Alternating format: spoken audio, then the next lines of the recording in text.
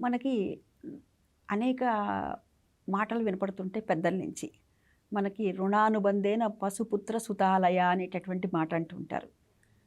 ముఖ్యంగా ప్రతి వారికి కూడా రుణం అనేటటువంటిది ఉంటుంది. బాగా చెప్పారులెండి. మాకేం రుణాలు లేవండి. రుణం అంటే అప్పే కదా! అప్పేం లేదండి అని అంటూ ఉంటారు కొందరు.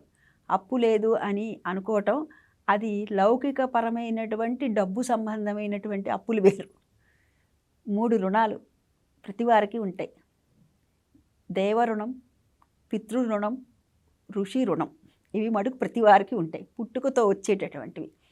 ఇవి మనము తీర్చుకొని తీరాల్సినవి.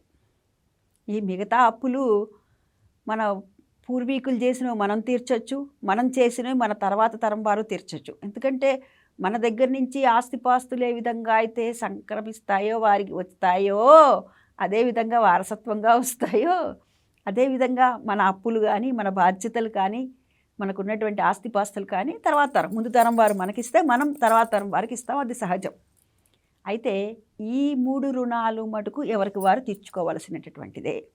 ఏమిటా 3 రుణాలు అంటే దైవ రుణం, దేవరుణం, ఋషి రుణం, పితృరుణం. ఈ 3 కూడా మనం ఎవరికి వారు తీర్చుకోవాలి.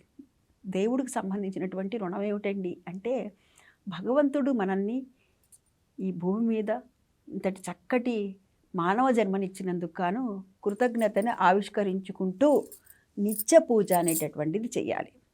ఆ చేయటం కూడాను ఏదో ఒక తంతులాగా కాకుండా మనస్ఫూర్తిగా త్రికరణ శుద్ధిగా, అయ్యా అమ్మా మీరు మాకు ఇంతటి చక్కటి జన్మనిచ్చారు అని చెప్పి మనకి చేతనైన రీతిలో మనం రోజు కూడా నిత్యము కూడాను పూజని చేయాలి. పూజ చేయటం అంటే కృతజ్ఞతని ఆవిష్కరించుకోవటమే.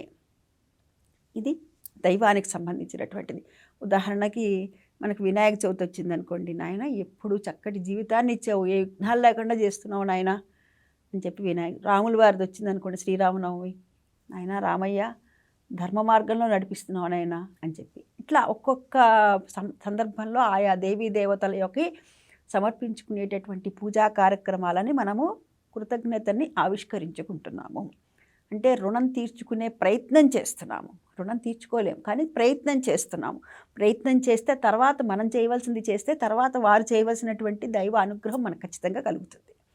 ఇది దైవ రుణం. ఇక రెండవది పితృరుణం. అంటే తల్లిదండ్రులకు రుణం.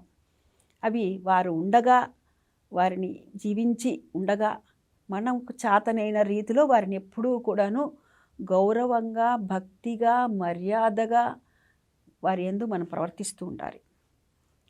నీకేం తెలుసులే, కొంతమంది దగ్గర వింటూ ఉంటాం, నీకేం తెలియదు నాకే తెలుసు అనేటటువంటి మాట అనుకుంటూ ఉంటాం. వారి అనుభవం ముందు మన వయసు చాలా చిన్నది. అందుకే అంటుంటారు, నా అనుభవం అంత వయసు లేదురా నీకు అంటుంటారు. నా అనుభవం అంత వయసు నీకు లేదురా అనే మాట అంటున్నారంటే వారు ఎంతటి అనుభవజ్ఞులైతే ఆ మాట అంటారు. కాబట్టి వారు చెప్పినటువంటి అడుగుజాడల్లో మనం నడవటం, వారిని పెద్దవారైన తర్వాత ఏ ఆశ్రమాల్లోనో ఎక్కడో ఉంచేసేయటము, లేకపోతే ఏదో దేశంలో నుంచి ఒక ఫోన్ కాల్ చేయటం, ఒక వీడియో కాల్ చేయటం, ఇది కాదు. మనం వారి దగ్గర ఉండి మనకి చేతనైన రీతిలో వారికి అవసరమైనప్పుడల్లా నేనున్నాను అని చెప్పి అండాదండగా నిలవటం. వారు జీవించి ఉన్నప్పుడు, వారు గతించిన తర్వాత కార్యక్రమాలు కూడా వారు చూడొచ్చారా, వాళ్ళు ఏం చూసారా, ఉండంగా అన్నం పెట్టా, పోయిన తర్వాత పిండం పెట్టకపోతే ఏమైంది అంటూ ఉంటారు. అది చాలా తప్పు. ఉండగానూ పెట్టాలి, వారు కాలం చేసిన తర్వాత కూడా మనం పెట్టాలి. అది మన బాధ్యత. అది రెండవది పితృరుణం. ఇది కూడా అంతే, తీర్చుకోలేం. తల్లిదండ్రుల రుణం తీర్చుకోలేం. ఖచ్చితంగా తీర్చుకునే ప్రయత్నం చేయాలి. ఇక తర్వాత ఋషి రుణం. మన ఋషులు ఎవరైతే ఉన్నారో వారు మనకి వాంగ్మయాన్ని అందించారు. ఈ అందించినటువంటి వాంగ్మయం ఏదైతే ఉందో, రామాయణ భారత భాగవతాలు ఏవైతే ఉన్నాయో వాటినంతా కూడాను మనకు చేతనైనంత రీతిలో మనం మొత్తము చదవగలుగుతామా లేదా అన్నది దేవుడు ఎరుక. మనం ఎంతవరకు చదవగలిగితే దాన్ని ఊరికే చదవటం కాదు, ఆ చదివిన దాన్ని, ఇప్పుడు రామాయణం ఉంది, రామాయణంలో ఏం చెప్తారు, రామో విగ్రహవాన్ ధర్మ అంటారు. అంటే ధర్మం ఎట్లా ఉంటుందయ్యా అంటే రాముడే ధర్మము, ధర్మమే రాముడు, రాముడిలాగా ఉంటుంది ధర్మం అని చెప్పి చెప్తారు.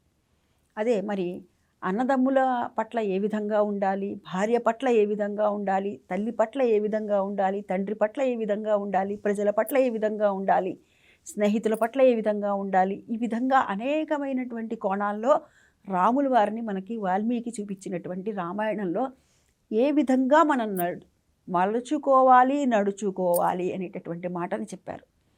ఏమి మరి నరుడుగా వచ్చిన నారాయణుడు కదా ఆయన. కాబట్టి ఇలా ఒక్క ఉదాహరణకి నేను రామాయణం చెప్పాను.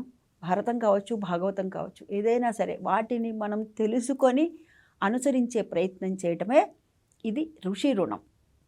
ఇది కూడా ఎంతో కొంత మనము తీర్చుకునేటటువంటి ప్రయత్నం చేయాలి. ఏమండి, నేను తీర్చలేనండి, 100 రూపాయలు అప్పు ఉందిట, మా అబ్బాయి తీరుస్తాడు, మా అమ్మాయి తీరుస్తాడని మనం చెప్పచ్చు. కానీ ఇవి 3 రుణాలు మటుకు దేవరుణం, పితృరుణం, ఋషి రుణం మనకు ఎవరికి వాళ్ళు మాత్రమే మనం తీర్చుకోవాల్సినటువంటి ఆవశ్యకత ఎంతో ఉంది. అటువైపు మనం అందరం కూడా అడుగులు వేద్దాం. స్వస్తి.